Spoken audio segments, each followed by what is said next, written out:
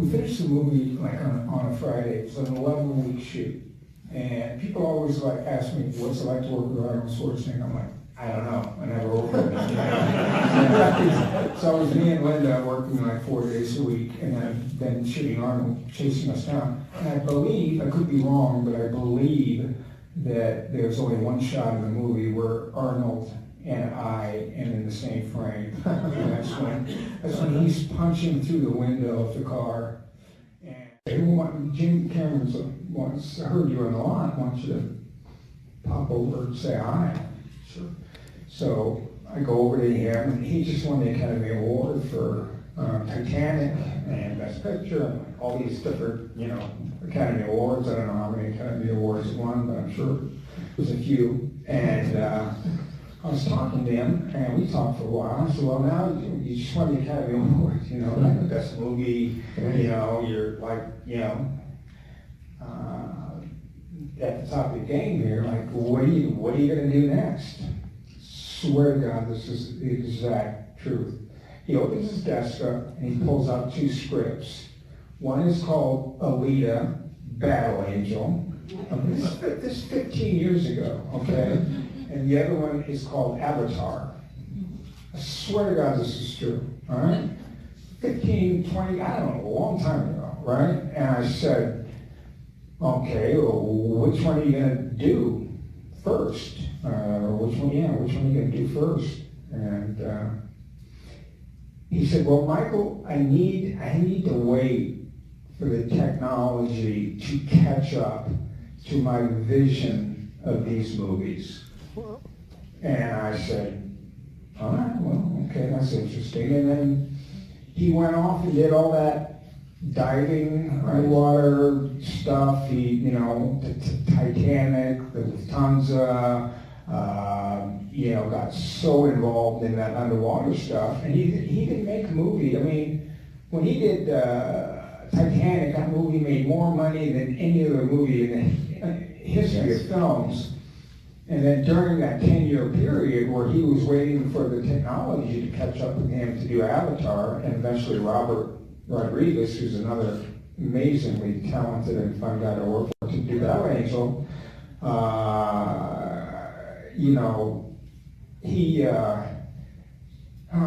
lost my train of thought. What was it talking about? Well, you're saying in that intervening period while he was... Yeah, well, Jim was like doing all that underwater stuff, and he waited really for the technology to catch up.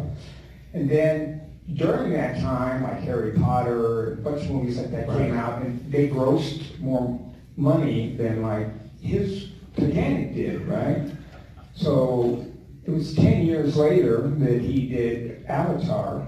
Avatar comes out, makes more money in the history of films than any other movie, 10 years later. And he had done all that underwater documentaries and stuff like that in between. So, people, I was asked, well, what was your big break? When you got the Terminator. And most people saw that movie on VCRs. That's right when VCRs came out, because, if you go to like Rotten Tomatoes now and you look, it's like it gets 100%. And that's just incredibly wrong, because at the time, everybody hated it. Because Siskel and Ebert, if any of you are old enough in the room to remember those two jokers, 2 thumbs down, like a lot of bad reviews, a lot of bad reviews, and it just goes to show you that, like, a lot of times people don't know what they had. Ryan didn't even really realize what they had, or they would have put it in more theaters and they would have made more money. But that's the way it goes. Most people saw that movie, I believe, on their VCRs. And yes, and so what do you think? They just were captivated by the ingenuity of the story?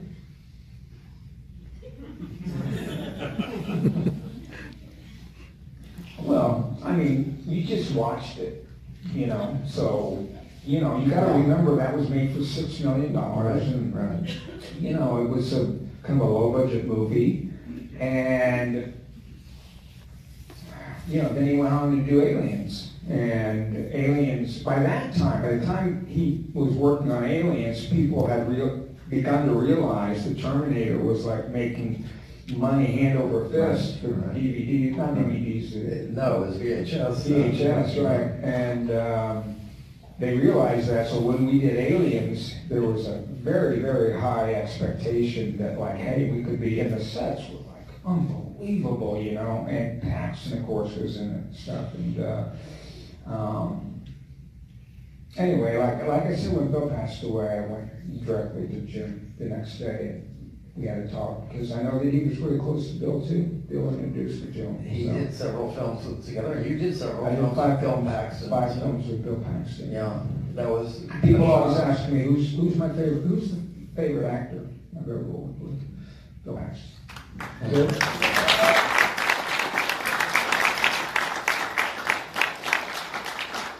Bill, what's that? Let's put her in charge. Yeah, I put him in charge, that's right. He was, I met him originally on a movie called Lords of Discipline that I did years ago for Frank Rodham, and he was like my second command, and he hadn't done much work at the time, so, but if you notice, if you ever see the movie, it's a pretty good movie. David Keith stars in it, and he's billed as, his billing is Wild Bill Paxton, you know, because when he enters the room, you know that he's entered the room, you know, there can be like 15 people in there, but when Bill comes in, you know he's there. And I've got another good friend that's like that too, and he was just amazingly fun and joyous about being in the industry and being kind of either lucky enough or in the right place at the right time to be, you know, working with Cameron and doing these movies. And he was just like always upbeat and happy and fun. And you know, I knew him pretty well personally, and there were always some, like, with everybody, there's always like things that aren't perfect in your life and so on and so forth. So he struggled at times with certain things, but he was an amazing, I mean, he'd walk in here now, he'd be holding his hands up, he'd be yelling his lines, you know, this is the way he was, you know, take over a room. You know, you can be in a room with, you know, with him and Arnold Schwarzenegger, you know,